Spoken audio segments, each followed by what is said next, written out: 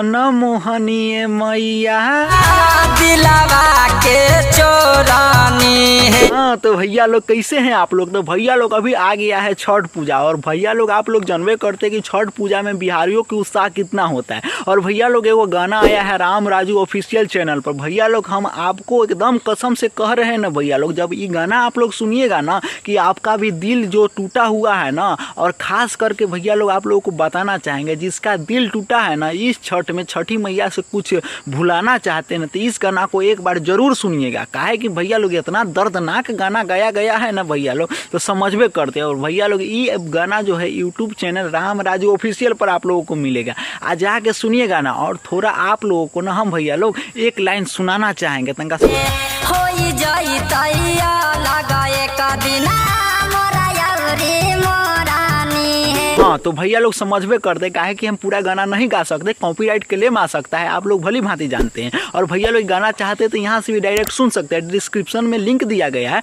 और वहाँ से विजिट करके सुन सकते हैं। और पक्का मेरा यकीन है भैया लोग ये गाना सुनिएगा ना तो किसी का गाना सुनने का आपको मन ही नहीं करेगा। काहे कि इतना दर्दनाक इस छठ में दिल टूटने वाला के लिए गाना गाया गया है ना भैया लोग, एक बार जाके जरूर सुनिए। और इस वीडियो को जितने भाई लोग हैं वो सब शेयर करिए भैया लोग।